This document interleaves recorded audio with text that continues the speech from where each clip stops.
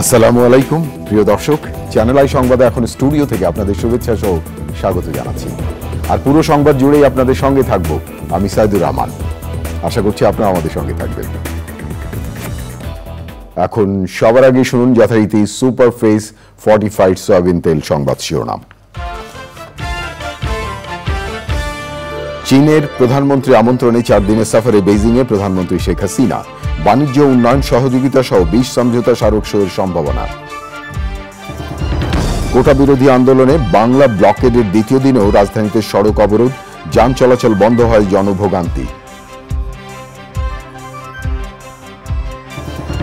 আন্দোলনে অষ্টম দিনের মতো অচল দেশের 39 পাবলিক বিশ্ববিদ্যালয়। সার্বজনীন পেনশন থেকে বাদ রাখা সহ 3 দফা দাবি। নরসিংদীর রায়পুরায় ট্রেনে কাটা পড়ে একসঙ্গে 5 জনের মৃত্যু। 2 কিলোমিটার দূরে আরেক ট্রেনের নিচে আরো একজন নিহত। সারা দেশে বন্যা পরিস্থিতি অপরিবর্তিত। দুর্গত এলাকায় খাবার ও নিরাপদ পানির সংকটের পাশাপাশি গবাদি পশু নিয়ে ভোগান্তি। এবং সাবেক প্রধানমন্ত্রী বেগম খালেদা জিয়া আবারও হাসপাতালে ভর্তি। গভীর রাতে অসুস্থ হওয়ার পর মেডিকেল বোর্ডের সিদ্ধান্ত।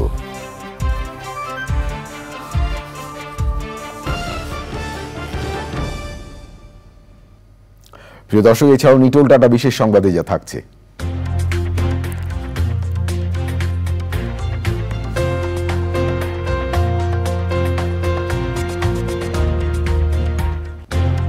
দু 2024 সাল বিশ্বের উষ্ণতম বছর হওয়ার পূর্বাভাসের খবর।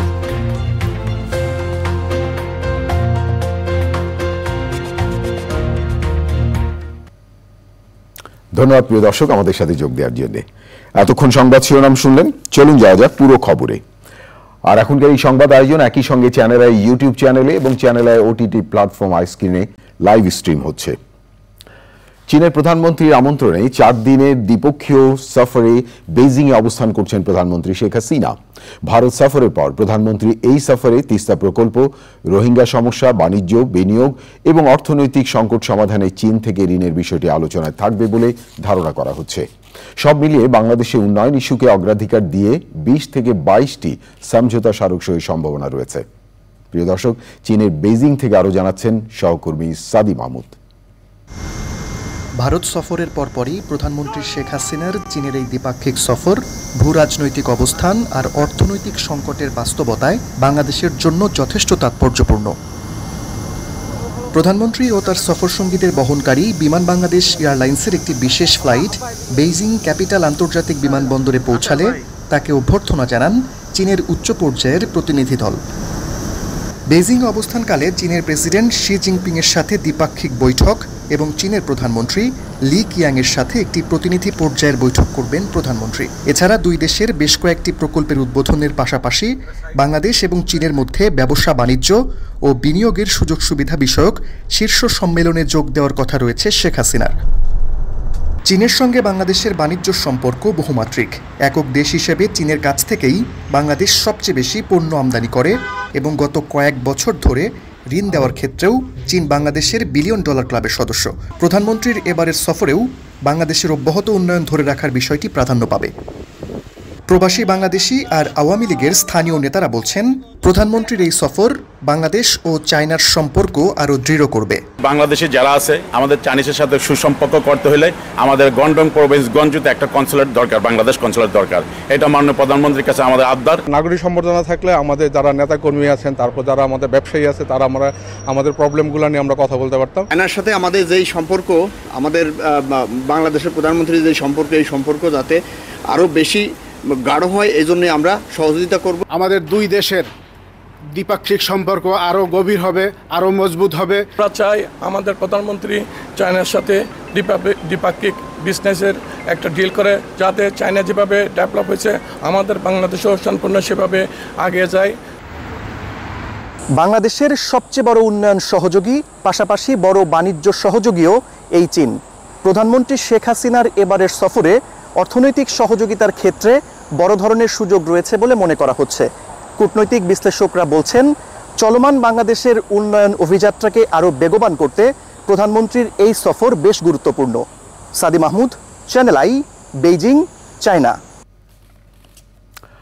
সরকারি চাকরিতে কোটা বিরোধী আন্দোলনে বাংলা ব্লকের অংশ হিসেবে আজও রাজধানীতে সড়ক অবরোধ করেছেন শিক্ষার্থীরা। ঢাকা বিশ্ববিদ্যালয় ক্যাম্পাস থেকে মিছিল নিয়ে শাহবাগ চৌরাস্তা অবরোধ করেন তারা। প্রিয় দর্শক, কোটা আন্দোলনের খবর জানাতে রাজধানীর শাহবাগ মোড়ে আছেন সহকর্মী নামুল কবির রূপম। সরাসরি যাচ্ছি তার কাছে। রূপম, আপনি আমাকে নিশ্চয়ই শুনতে পাচ্ছেন। আমাদেরকে বলবেন যে কোটা বিরোধী আন্দোলনের শিক্ষার্থীদের এখনকার সর্বশেষ অবস্থাটা কেমন দেখছেন আপনি?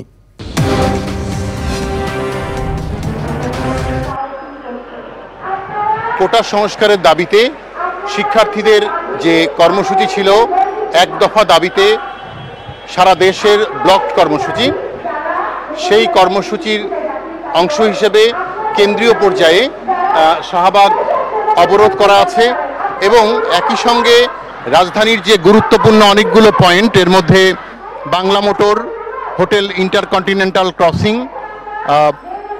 ফার্মগেট ক্রসিং, মৎস্য ভবন ক্রসিং, 0 পয়েন্ট, এরকম অনেকগুলো গুরুত্বপূর্ণ এলাকা বন্ধ করে দিয়েছে শিক্ষার্থীরা।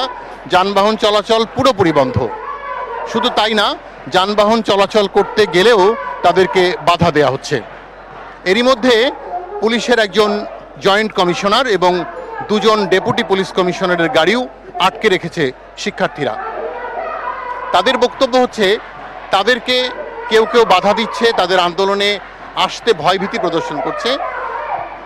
শিক্ষার্থীদের নেতাদের বক্তব্য হচ্ছে যে কোনো মূল্যে তাদেরকে সফল হতে হবে, তাই ভয় দেখিয়ে চোখ রাঙিয়ে তাদের আন্দোলন থেকে সরানো যাবে না, এমন ঘোষণাই তাদের। সংবিধান প্রসঙ্গে তারা বলেছেন এই আন্দোলন হচ্ছে সংবিধান সম্মত দাবি। এই দাবিতে যারা প্রশ্ন তুলবেন তারা দৃশ্যত এবং কার্যত সংবিধানকেই লঙ্ঘন করছেন। কিছুক্ষণ পরে 4টি এলাকা সহ রাজধানীর গুরুত্বপূর্ণ সবগুলো পয়েন্ট থেকে শিক্ষার্থীরা শাহবাগে এসে জমায়েত হবেন এবং সেখান থেকে কর্মসূচি ঘোষণার মাধ্যমে আন্দোলনের নতুন কর্মসূচি অর্থাৎ আগামীকালের কর্মসূচি ঘোষণা করা হবে। এরই মধ্যে রাজশাহী বিশ্ববিদ্যালয় সহ আরও বিভিন্ন বিশ্ববিদ্যালয়ে সড়ক এবং রেলপথ অবরোধ করেছে শিক্ষার্থীরা। অনেক জায়গায় রেল চলাচল বিঘ্নিত হয়েছে, এমন খবরও আছে। শিক্ষার্থীদের মধ্যে যে স্বতঃস্ফূর্ততা লক্ষ্য করা যাচ্ছে, এই স্বতঃস্ফূর্ততা আমরা দেখেছি বিকেল 3:30টার দিকে, যখন ঢাকা বিশ্ববিদ্যালয় এলাকা থেকে ঢাকা বিশ্ববিদ্যালয় লাইব্রেরির সামনে সমবেত হয়ে তারা মিছিল করে পুরো ক্যাম্পাস প্রদক্ষিণ শেষে এই শাহবাগে এসে জড়ো হয়। তার আগে শাহবাগে জমা হয়েছিল অন্যান্যরা, সেই জমায়েত থেকেও তারা একই কর্মসূচি ঘোষণা করেছে এবং ভিতরে যখন তারা লাইব্রেরির সামনে সমবেত হচ্ছিল তখন একটি রাজনৈতিক দলের পক্ষ থেকে নেতাকর্মীরাও বিক্ষোভ সমাবেশ এবং মিছিল করেছে, কিন্তু কোনো রকমের অপ্রীতিকর ঘটনা তখন ঘটেনি। সাইদুর। রূপম, অনেক ধন্যবাদ আপনাকে শাহবাগ মোড় থেকে কোটা বিরোধী আন্দোলনের সর্বশেষ পরিস্থিতি আমাদের জানানোর জন্য। সরকারি চাকরিতে কোটা নিয়ে উচ্চ আদালতের রায় না আসা পর্যন্ত জনদুর্ভোগ হয় এমন কর্মসূচি না দেওয়ার আহ্বান জানিয়েছেন আওয়ামী লীগ সাধারণ সম্পাদক ওবায়দুল কাদের। সংবাদ সম্মেলনে তিনি বলেন, এই আন্দোলন বিএনপির ষড়যন্ত্র অংশ কিনা তা আন্দোলনের গতিধারা দেখলে বোঝা যাবে। সাম্প্রতিক নানা ইস্যুতে আলোচনা করতে 4 মন্ত্রী প্রতিমন্ত্রীকে নিয়ে বৈঠক করেছেন ওবায়দুল কাদের। আরো জানাচ্ছেন নাজিব বেগ। দুপুরে ধানমন্ডিতে আওয়ামী লীগ সভাপতির রাজনৈতিক কার্যালয়ে দলের সাধারণ সম্পাদকের সংবাদ সম্মেলনের প্রায় পুরোটা জুড়েই উঠে আসে কোটা আন্দোলন প্রসঙ্গ। ওবায়দুল কাদের বলেন, সরকার কোটা বাতিলের দাবির প্রতি আন্তরিক বলেই হাইকোর্টের রায়ের বিরুদ্ধে আপিল করেছে রাষ্ট্রপক্ষ। তবে জনভোগান্তি হয় এমন কর্মসূচি পরিহার করতে আহ্বান জানান তিনি। উচ্চ আদালতের রায় না হওয়া পর্যন্ত আমাদের অপেক্ষা করতে এবং কোনো প্রকার উত্তেজনা এবং রাস্তাঘাট বন্ধ করে মানুষের দুর্ভোগ সৃষ্টি পরিহার করা উচিত। এরপর আওয়ামী লীগের ধানমন্ডি কার্যালয়ে আইনমন্ত্রী, শিক্ষামন্ত্রী, শিক্ষা ও তথ্য প্রতিমন্ত্রীর সাথে বৈঠক করেন সড়ক পরিবহন ও সেতুমন্ত্রী। আমাদের অবস্থান হচ্ছে আসলে আদালতে যে বিষয়টি বিচারাধীন আছে সেটা নিয়ে আমরা মন্তব্য করব না, এবং যারা সেখানে দাবিটা করেছেন সেটা অপেক্ষা করতে হবে। নির্দিষ্ট কোনো বিষয় নয়, বৈঠকে সামগ্রিক বিষয়ে আলোচনা হয়েছে বলে জানান তারা। নাজিব বেগ, চ্যানেল আই, ঢাকা। শিক্ষক, কর্মকর্তা এবং কর্মচারীদের আন্দোলনে অষ্টম দিনের মতো অচল দেশের ৩৯টি পাবলিক বিশ্ববিদ্যালয়। সার্বজনীন পেনশনের প্রত্যয় কর্মসূচিতে বিশ্ববিদ্যালয় শিক্ষকদের বাদ রেখে আগের মতোই চালু রাখা সহ ৩ দফা দাবিতে সর্বাত্মক কর্মসূচি পালন করছেন শিক্ষক, কর্মকর্তা ও কর্মচারী। দেখুন মোস্তফা মল্লিকের রিপোর্টটি। শ্রেণীকক্ষ, শিক্ষকদের কক্ষ, মিলনায়তন সবখানেই গত ৮ দিন ধরে তালা ঝুলছে। এতে অচল হয়ে পড়েছে পাবলিক বিশ্ববিদ্যালয়ের শিক্ষা ও প্রশাসনিক কার্যক্রম। ঢাকা বিশ্ববিদ্যালয়ে সকাল ৯টা থেকেই শুরু হয় কর্মসূচি।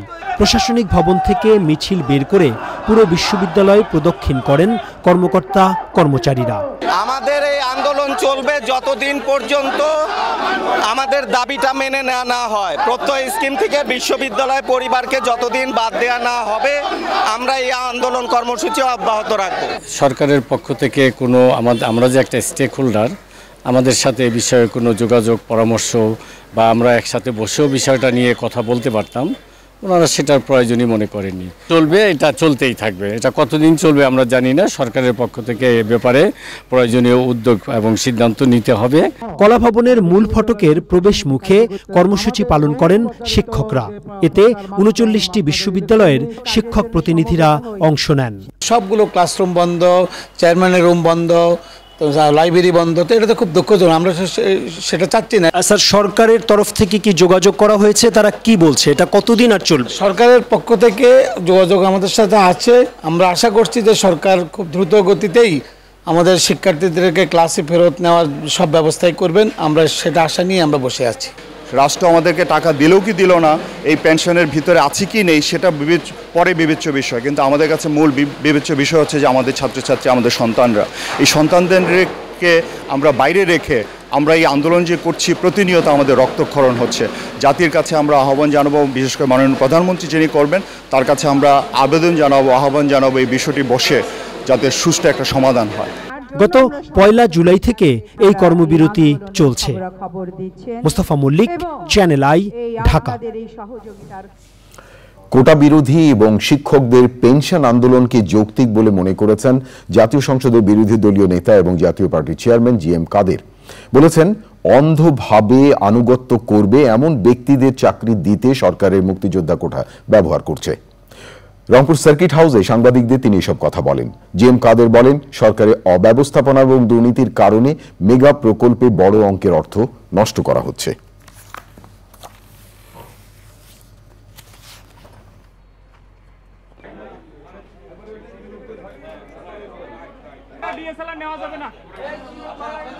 মুক্তিযোদ্ধা কোটার বিরোধী যে আন্দোলন হচ্ছে এটার সঙ্গে আমরা একমত, এবং এটা আমি আমার নিজের হিসাবে দেখেছি। এটা আমাদের স্বাধীনতা যুদ্ধের যে উদ্দেশ্য ছিল, স্বাধীনতা মুক্তি সংগ্রামের যে উদ্দেশ্য ছিল তার সঙ্গে এটা সাংঘর্ষিক, এবং এটা আমাদের সংবিধানে যেভাবে আমাদের বর্ণনা আছে সেইখানে আমি মনে করি এটা সংবিধানের সঙ্গে সাংঘর্ষিক। কাজে আর একটা হলো, আমি যেটা বললাম যে পেনশন স্কিমটা, যেহেতু যারা পেনশন নেবেন, যাদের জন্য করছেন, তারা যদি এটাকে ভালো মনে না করে তাহলে আপনি নতুন লোকের জন্য যা করবেন তা করবেন আমি জানি না, কিন্তু যারা চাকরিতে আছেন তাদেরকেও তাদের ইচ্ছার বাইরে তো তাদেরকে জোর করে আপনি সার্ভিস কন্ডিশন কমিয়ে দিতে পারেন না। কাজে এটাও আমরা ওনাদের সঙ্গে আছি, এবং এটা আমি বলবো সরকারকে যে মানুষের দিকে তাকিয়ে থাকুন, মানুষের মনের কথা বোঝার চেষ্টা করুন, মানুষের সমস্যা বোঝার চেষ্টা করুন। জিএম কাদের জাতীয় পার্টির চেয়ারম্যান কথা বলছিলেন। প্রিয় দর্শক, এবারে অন্যান্য খবর। নরসিংদীর রায়পুরায় ট্রেনে কাটা পড়ে 5 জনের মৃত্যু হয়েছে। উপজেলার পলাশতলী ইউনিয়নের কমলপুর খাকচক এলাকায় এই ঘটনা ঘটে। আজ ভোর 5:30 থেকে 6টার মধ্যে ঘটনাটি ঘটতে পারে বলে পুলিশের ধারণা। নিহত 5 জনের পরিচয় নিশ্চিত করা যায়নি। বেলা 11:30টার দিকে ঘটনাস্থল থেকে প্রায় 2 কিলোমিটার দূরে কালনি এক্সপ্রেস ট্রেনের নিচে কাটা পড়ে আরও 1 জন নিহত হয়। নরসিংদী থেকে সুমন রায়ের তথ্য ও ভিডিও চিত্র নিয়ে দেখুন নাফিস ইফতেখারের রিপোর্টে। ঢাকা চট্টগ্রাম রেলপথে নরসিংদীর রায়পুরার কমলপুর খাকচক এলাকায় 5 জনের মরদেহ পড়ে থাকতে দেখেন স্থানীয়রা। খবর পেয়ে ঘটনাস্থলে আসে রেলওয়ে পুলিশ, পিবিআই এবং রায়পুরা থানা পুলিশ। 5-6টা লাশ পড়ে আছে আর কি, কে বা কারা মেরে ফেলেছে এমন শুনলাম। তৎক্ষণাৎ আমরা আসলাম এখানে। কেমনে মরছে আমরা তো দেখিনি, লোকজনের আসছে এই এখন যেভাবে পড়ে আছে এইভাবেই লাইনের উপরে 5 জায়গায় নিহতদের 5 জনই পুরুষ। ট্রেন থেকে পড়ে গিয়ে কাটা পড়েছে নাকি রেল লাইনে বসে থাকা অবস্থায় তারা দুর্ঘটনার শিকার, এ বিষয়ে নিশ্চিত নয় পুলিশ। আমরা সকল বিষয়ে মাথায় রেখে তদন্ত করতেছি। আমরা ধারণা করতেছি যে ট্রেনে কাটা পড়ে আসলে 5 জন লোক মারা গেছে এবং কিভাবে মারা গেছে, ট্রেনের ছাদে থেকে পড়ে মারা গেছে নাকি লাইনে দাঁড়িয়েছিল নাকি 2 বগির মাঝখানে ফাঁকা জায়গায় বসেছিল, এই সবগুলা বিষয়ে মাথায় রেখে আমরা তদন্ত করতেছি।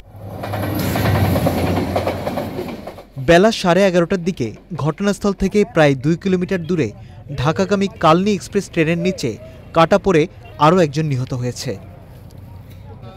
নাফিস ইফতেখার, চ্যানেল আই। সারা দেশে বন্যা পরিস্থিতি অপরিবর্তিত রয়েছে। কোন কোন নদ নদীর পানি কমলেও বেড়েছে বেশ কয়েকটি নদীর পানি। বন্যা কবলিত এলাকাগুলোতে দেখা দিয়েছে খাবার এবং নিরাপদ পানির সংকট।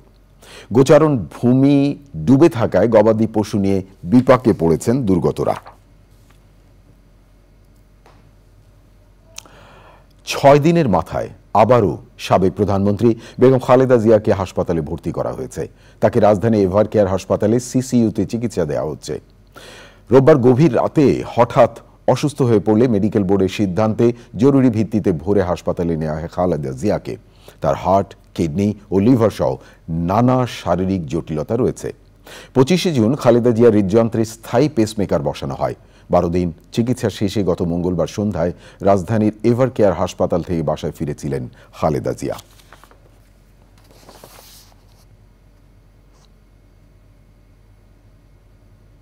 আমার হাতে আরো খবর আছে প্রিয় দর্শক, দেখতে থাকুন চ্যানেল আই সংবাদ। এবারে বিরতি, আর বিরতির পর যা দেখতে পাবেন। বিরতির পর ফিরে এলাম। ধন্যবাদ প্রিয় দর্শক আবারও চ্যানেল আই সংবাদে যোগ দেওয়ার জন্য। প্রিয় দর্শক, এবারে দৃষ্টি দেব আন্তর্জাতিক অঙ্গনে। ইউক্রেনে কিয়েভের একটি শিশু হাসপাতালে ক্ষেপণাস্ত্র হামলা চালিয়েছে রাশিয়া। এই হামলায় কমপক্ষে 28 জন নিহত এবং 20 জনের বেশি আহত হয়েছেন। আহতদের মধ্যে বেশ কয়েকজনের অবস্থা আশঙ্কাজনক। ইউক্রেনের প্রেসিডেন্ট ভলোদিমির জেলেনস্কি জানিয়েছেন, রুশ বাহিনী ইউক্রেনের রাজধানী সহ বিভিন্ন স্থানে 40টিরও বেশি ক্ষেপণাস্ত্র নিক্ষেপ করেছে। এতে অবকাঠামো, বাণিজ্যিক এবং আবাসিক ভবনগুলো ক্ষতিগ্রস্ত হয়েছে। হাঙ্গেরির প্রেসিডেন্ট ভিক্টর ওরবান চীনের প্রেসিডেন্ট শি জিনপিং এর সঙ্গে ইউক্রেনে সম্ভাব্য শান্তি চুক্তি নিয়ে আলোচনা করতে যখন বেইজিং সফর করছেন, তখনই এই ধরনের হামলা চালালো রাশিয়া। এবারে আইস্ক্রিন সাংস্কৃতিক সংবাদ।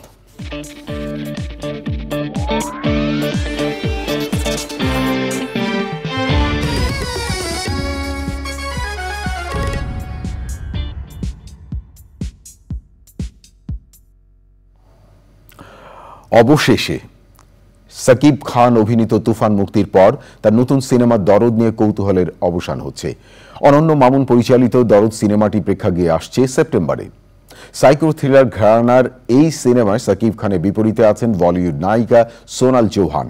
ইতিমধ্যেই সিনেমাটির টিজার এবং লুকে প্রকাশ হয়ে 2 বাংলা সিনেমা প্রেমীদের নজর কেড়েছে।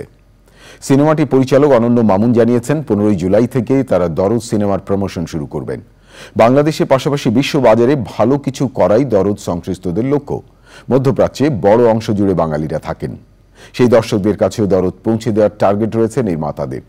সিনেমাটিতে আরও অভিনয় করেছেন পায়েল সরকার, রাজেশ শর্মা, রাহুল দেব, অলোক জৈন, সাফা মারুয়া, এলিনা শাম্মী। সিনেমাটি বাংলা, হিন্দি, তামিল সহ 6টি ভাষায় মুক্তি পাবে। প্রিয় দর্শক, এবারে নিটোল টাটা বিশেষ সংবাদ।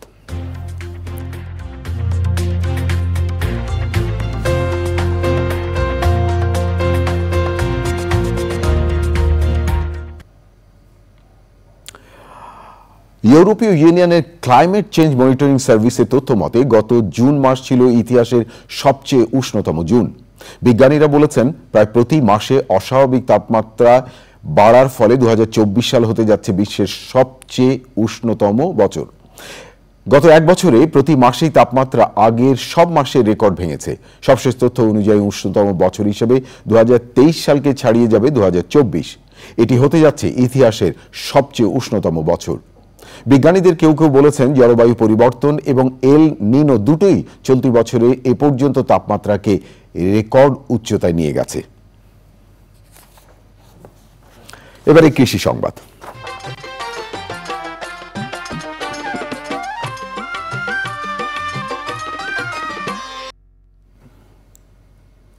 উত্তরের জেলা পঞ্চগড়ে সমতলের চা বাগানে শোভা পাচ্ছে সারি সারি ছোট বড় অসংখ্য আম গাছ। জৈব বালাইনাশক পদ্ধতিতে আম উৎপাদন করছেন চাষি। চা চাষে লোকসানে পুষিয়ে নিতে চায়ের জমিতে সাথী ফসল হিসেবে আম উৎপাদন করে লাভবান হচ্ছেন তারা।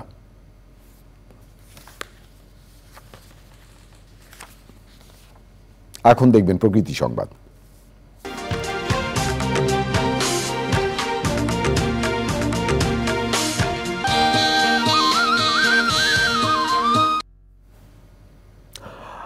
পরিবেশের ভারসাম্য রাখতে হলে গাছ লাগাতে হবে বেশি করে স্লোগানে বাগেরহাটে বৃক্ষরোপণ কর্মসূচি উদ্বোধন করা হয়েছে।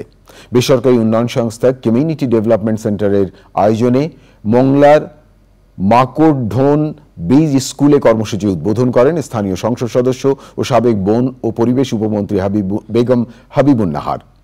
এ সময় জনপ্রতিনিধি সহ প্রতিষ্ঠানটির কর্মকর্তা ও কর্মচারীরা ছিলেন। কিশোরগঞ্জে ফলজ ও বনজ গাছ রোপণের মাধ্যমে বৃক্ষরোপণ কর্মসূচি উদ্বোধন করেন কৃষক লীগ। কর্মসূচি উদ্বোধন করেন কেন্দ্রীয় দলের সভাপতি কৃষিবিদ সমীর চন্দ। জেলা কৃষি লীগের সভাপতি আহমেদুল্লাহ সভাপতিত্বে এবং সাধারণ সম্পাদক আনোয়ার হোসেন বাচ্চুর সঞ্চালনায় অনুষ্ঠানে সংসদ সদস্য রেজওয়ান আহমেদ তৌফিক, জেলা আওয়ামী লীগের সভাপতি অ্যাডভোকেট জিল্লুর রহমান সহ কেন্দ্রীয় কৃষক লীগের নেতাকর্মীরা ছিলেন।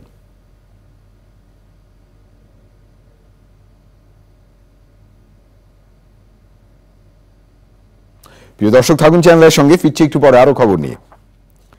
আবারও বিরতি, আর বিরতির পর যা দেখতে পাবেন।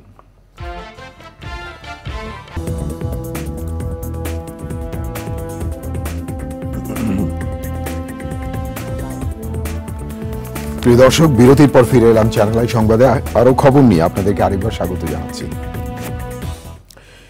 এক আঙিনায় 3টি গাছ শান্তিতে থাকি 12 মাস স্লোগানে ফেনীর চাঁদগাছিতে বৃক্ষরোপণ কর্মসূচি হয়েছে। ফেনী ছাগলনাইয়া উপজেলার চাঁদগাছি হাই স্কুল অ্যান্ড কলেজ মাঠে কর্মসূচি আয়োজন করেন বিশিষ্ট সমাজসেবক ও চট্টগ্রামের কোস্টাল ক্যারিয়ার্স লিমিটেডের চেয়ারম্যান আহমেদ মাহি রাসেল। অনুষ্ঠানে 1200 গাছের চারা রোপণ এবং শিক্ষার্থীদের মাঝে বিতরণের পাশাপাশি 2টি বইয়ের মোড়ক উন্মোচন এবং কৃতি শিক্ষার্থীদের সম্বর্ধনা দেওয়া হয়।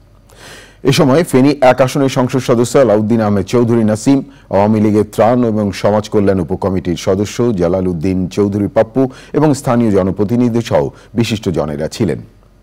পরিবেশের ভারসাম্য রক্ষার পাশাপাশি পুষ্টি চাহিদা পূরণে সবাইকে একটি করে গাছ লাগানোর আহ্বান জানান বক্তারা।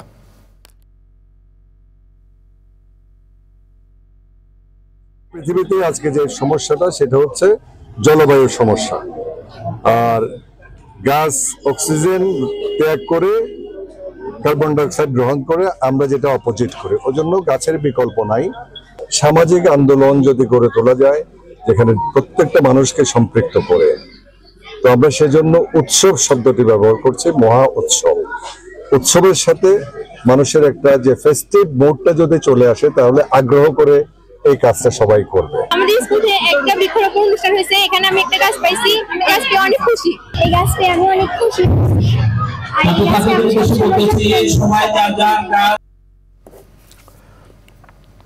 ঝিনাইদহের শৌলকুপায় জিকে সেচ খালের পাড়ে লাগানো 1000 গাছ উপড়ে ফেলার ঘটনায় শৌলকুপা থানায় মামলা করেছে কর্তৃপক্ষ।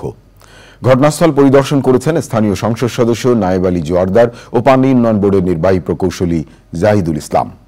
সে সময় তারা জানান, পরিবেশের ভারসাম্য রক্ষায় রোপণ করা গাছ উপড়ে ফেলার সাথে জড়িতদের দৃষ্টান্তমূলক শাস্তির আওতায় আনা হবে। 7 জুন কুড়ির মাঠে D7N খালের দুপাড়ে রোপণ করা প্রায় 3000 ফলজ বনজ গাছের চারা উপড়ে ফেলে দুর্বৃত্তরা। এ ঘটনায় তীব্র নিন্দা এবং প্রতিবাদ জানিয়ে দোষীদের আইনের আওতায় আনার দাবি জানান স্থানীয়রা। অস্ট্রেলিয়ার কর্মরত বাংলাদেশি চিকিৎসকদের সংগঠন Bangladesh medical society of new south ওয়েলসের আয়োজনে সিডনি মিন্টুতে সেমিনার হয়েছে। ডাক্তার আজমেরি খানম নিতুর উপস্থাপনায় মানসিক স্বাস্থ্য সম্পর্কে সচেতনতামূলক আলোচনায় মডারেটর ছিলেন ডাক্তার নুরিন আলম মাহফুজ ও রুবাইয়াত মাহফুজ।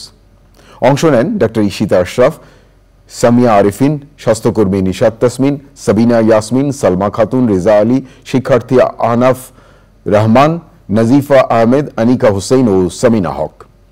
দর্শকদের ধন্যবাদ জানান ডাক্তার ফজলুর রেজা, রোকেয়া ফকির, জেসমিন শফিক, আমরিন সরওয়ার ও হাসিনা মমতাজ। মেডিকেল স্কুলগুলোতে ভর্তি সহায়তা করেন এস এডুকেশনের কর্ণধার লক্ষ্মণ এবং আজান হক। এবারে খেলার খবর।